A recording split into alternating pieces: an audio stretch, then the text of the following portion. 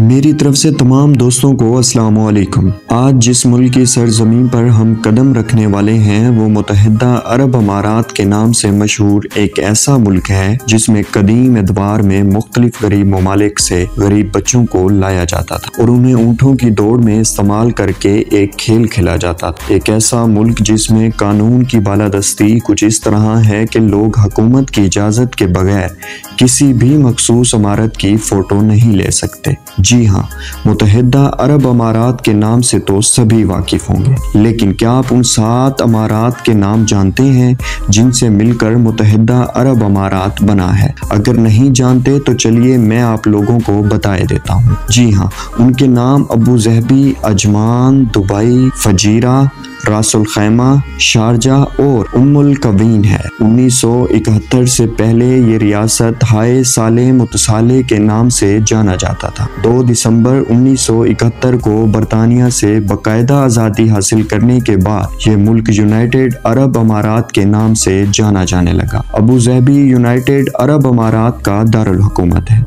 जबकि दुबई अजीम तरीन शहर होने के साथ साथ दुनिया का एक मसरूफ तरीन और कारोबारी शहर शुमार होता है।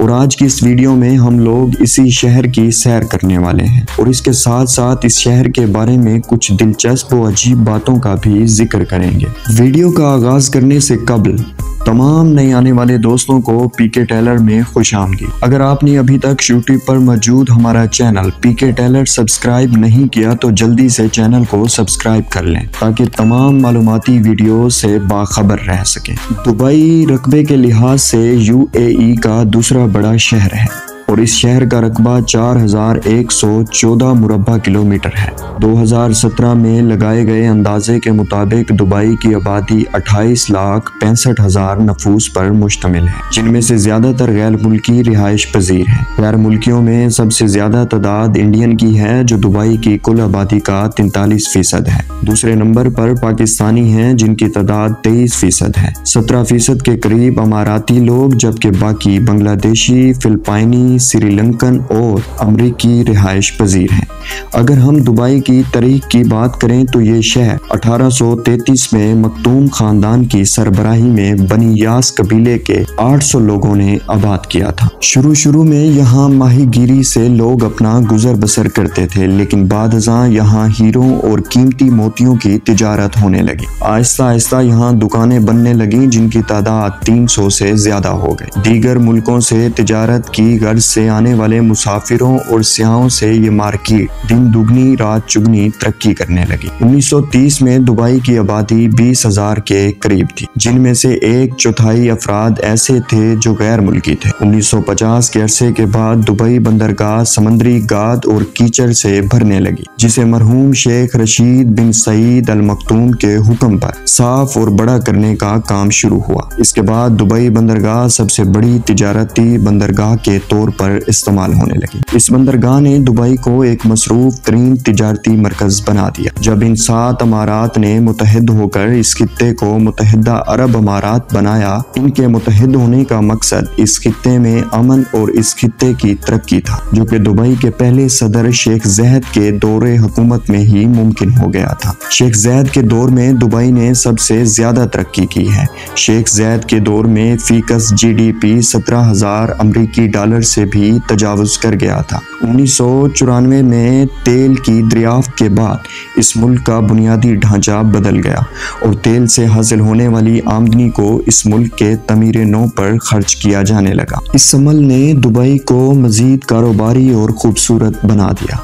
दुबई के बारे में अगर दिलचस्प बातों की बात की जाए तो दुबई इंटरनेशनल एयरपोर्ट दुनिया के 10 बड़े एयरपोर्ट्स में शुमार होता है और ये दुनिया के 10 मसरूफ तरीन एयरपोर्ट्स में से तीसरे नंबर पर आता है, जिस पर 2016 में दुबई हुकूमत की तरफ से शाया करदा रिपोर्ट के मुताबिक 8,36,54,250 मुसाफिरों ने सफ़र किया। दुबई का बुर्ज खलीफा दुनिया का सबसे बड़ा टावर होने का एजाज रखता है। यही एक चीज सयाहों को दुबई खींच लाती है। 2016 में 1.5 करोड़ लोगों ने दुबई विजिट किया। बुर्ज खलीफा जिसकी लंबाई 828 मीटर है और इसके टोटल 162 मंजिलें हैं और ये दुनिया में सबसे ज्यादा मंजिलों की हामिल इमारत भी मानी जाती है। 21 जुलाई 2007 को जब इस इमारत को 141 मंजिलों के मुकम्मल होने पर खोला गया तो तब ये दुनिया की बुलंद-ओ-बाला इमारत ना थी। 4 जनवरी 2010 को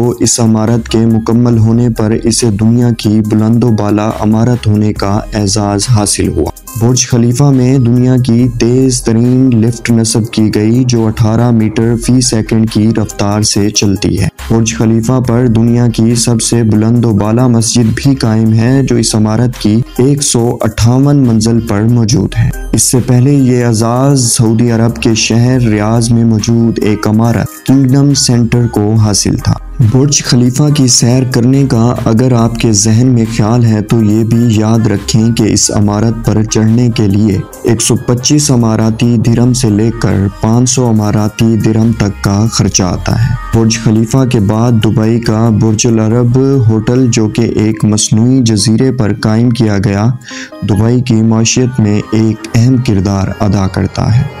इस होटल को दुनिया का पहला 7 स्टार होटल होने का भी एजाज़ हासिल है। ये होटल दुनिया के महंगे तरीन होटलों में शुमार होता है। यहाँ पर एक रात का खर्चा 1000 से लेकर 15,000 अमरीकी डॉलर तक का आता है। मोहम्मद बिन राशिद अल मक्तूम जिन्हें शेख मोहम्मद के नाम से भी जाना जाता है मुत्तहिदा अरब अमारात के नायब सदर और दुबई के मौजूदा वज़ीर आज़म हैं। अरबी यहाँ की कौमी ज़बान है लेकिन अरबी से ज़्यादा इंग्लिश इस्तेमाल होती है। इसके अलावा उर्दू, हिंदी, पश्तो, सिंधी, बंगाली और दीगर ज़बानें एक बड़ी तादाद में बोली जाती हैं। दुबई एक इस्लामी रियासत है लेकिन यहाँ दूसरे मज़ाहिब का भी एहतराम किया जाता है। हर किसी को अपनी इबादत करने का मुकम्मल हक हासिल है। चाइना दुबई की मार्केट में तिजारत के हवाले से पहले नंबर पर आता है जबकि इंडिया, अमेरिका और दीगर ममालिक चाइना से बहुत पीछे हैं। अगर हम यूं कहें कि दुबई ही चाइना की तरक्की की एक बड़ी वजह है तो ये कहना भी बेजा ना होगा। जहां दुबई में गैर मजहब के लोगों को इजाज़त दे रखी है वहां दुबई में कुछ सख्तियां भी हैं जिन पर अमल ना करने की सूरत में आपको सज़ा का सामना भी करना पड़ सकता है। जैसा कि दुबई में पब्लिक के सामने आप किसी लड़की को किस नहीं कर सकते। आप दुबई में रहते हुए मखसूस इमारतों की फ़ोटो नहीं बना सकते जबकि दीगर जगहों पर फ़ोटोज़ बनाने पर कोई पाबंदी आयद नहीं है। दुबई में कोई भी कुदरती दरिया नहीं है। दुबई में रोज़ाना तकरीबन 4000 टैक्सियाँ लाखों मुसाफिरों को सफ़र करवाती हैं। दुबई में अगर आपको गुलाबी रंग की छत वाली टैक्सी नज़र आए तो समझ जाइए कि इसमें मौजूद ड्राइवर फ़ीमेल होगी। ये सर्विस औरतों के लिए शुरू की गई जो कि मर्द ड्राइवरों के साथ सफ़र करना पसंद नहीं करती थी। दुनिया के 10 बुलंद तरीन होटलों में से 7 होटल दुबई में ही कायम हैं। दुबई में मौजूद दुबई मॉल के नाम से कायम एक शॉपिंग सेंटर दुनिया का सबसे बड़ा शॉपिंग सेंटर होने का भी एजाज़ रखता है। दुबई में खेलों के बड़े बड़े बैनुल-अक़वामी मुकाबले होते हैं जिनमें Dubai open, ATP tournament, Dubai world cup, दुनिया की महंगी तरीन घोड़ों की दौड़ और सहरा में होने वाला स्पेशल गोल्फ टूर्नामेंट एक ख़ास अहमियत के हामिल हैं।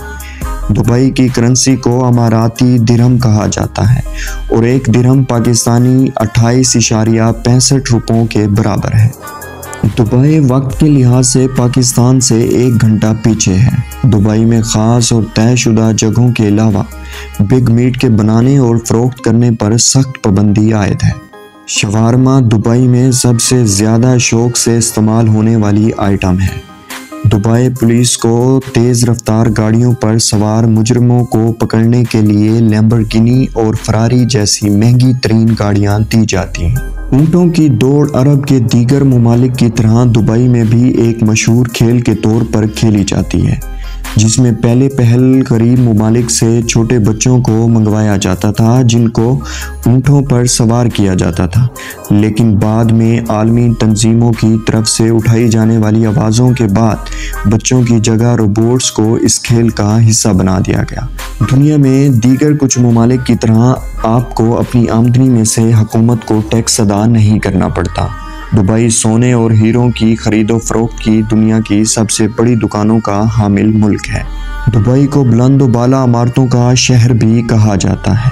यह नज़ारा आप दुबई में जाकर ही सही तरीके से देख सकते हैं। दुबई में सख्त कानूनों की वजह से जराइम की शरह 1% से भी कम है। यही वजह है कि गैर मुल्की दुबई को अपने लिए महफूज जगह समझते हैं।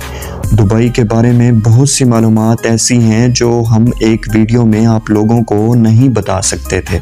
बहुत सी अहम बातें जो हम दुबई पर बनाई जाने वाली अगली वीडियोस में आप लोगों के साथ शेयर करेंगे।